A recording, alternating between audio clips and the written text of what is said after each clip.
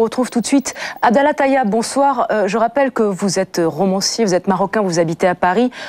Une question qu'on a envie de vous poser tout de suite, c'est comment vivez-vous ces heures? Que ressentez-vous face à ce soulèvement du peuple égyptien?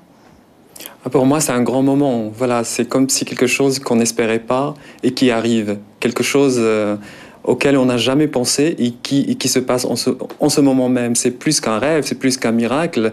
C'est, je crois, le plus grand moment de l'histoire je ne vais pas dire de tous les Arabes, mais de plusieurs Arabes. Moi, en tant que Marocain, en tant qu'écrivain marocain, en tant qu'écrivain tout court, je me sens concerné par ce qui se passe au Caire. Nous avons appris à aimer avec les films égyptiens. Nous avons aimé en écoutant les chansons d'Oum Kalsoum et d'Abdel Halim Hafez. Nous connaissons presque plus l'histoire de l'Égypte que notre propre histoire. Donc, ce peuple qui est merveilleux, extraordinaire, qui se soulève aujourd'hui, moi, je vis avec lui matin et soir et même une bonne partie de la nuit. Je ne fais que depuis plusieurs jours que de regarder les chaînes de télévision et suivre et soutenir. Et c'est plus qu'un mur de la peur qui tombe. C'est une grande révolution collective et individuelle qui est en train de se passer en ce moment en Égypte et dans le monde arabe. Et si cela réussit en Égypte, ça veut dire que cela va réussir ailleurs. Je ne sais pas si le monde se rend compte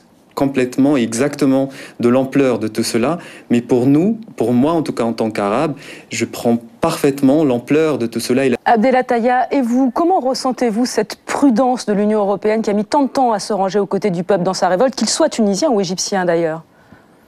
C'est incompréhensible pour moi aussi. Il y a quelque chose de cette frilosité, cette timidité de la part des gouvernements européens est incompréhensible.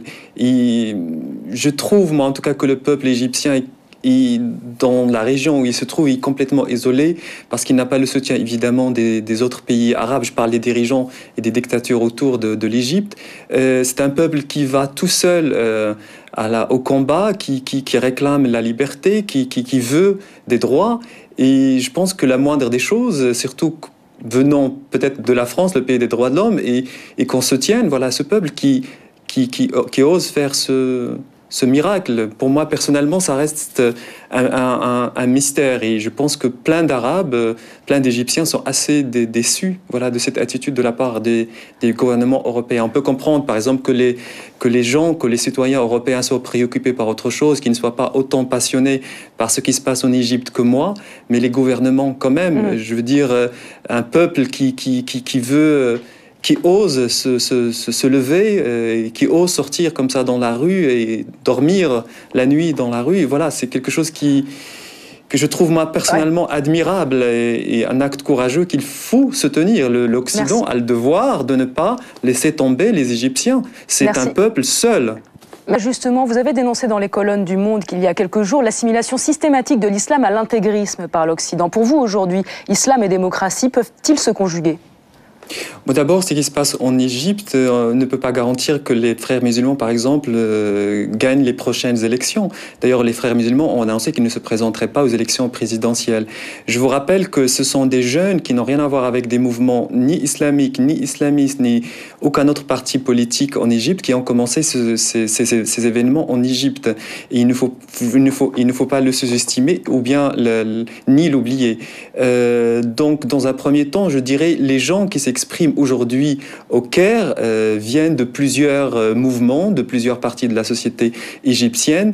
Et cette menace, cette fiction islamiste, moi je l'appellerais comme ça, qui est brandie depuis plusieurs années en Occident pour soutenir à la fois nos dictateurs arabes et en même temps peut-être divertir les Occidentaux. Tout cela ne marche plus. Les Arabes ne sont pas des terroristes, ne sont pas tous des islamistes, et même quand ils sont des islamistes, ils ne sont pas tous des terroristes. Donc pour moi, cette fiction n'a plus cours aujourd'hui. Et puis franchement, ces jeunes aujourd'hui qui s'expriment dans les rues égyptiennes, ils comprennent très très bien le monde. Et j'ai l'impression que l'Occident est en retard par rapport à ce qui se passe dans le monde arabe.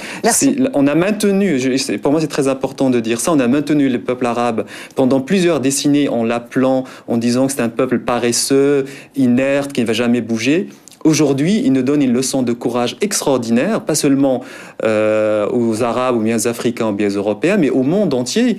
Et il me semble que c'est, et je le répète encore une fois, qu'on n'a pas le droit d'abandonner cela. C'est une leçon de démocratie et de liberté extraordinaire. Merci beaucoup Abdallah Taïa, j'ai bien entendu le message. Merci à vous, merci également.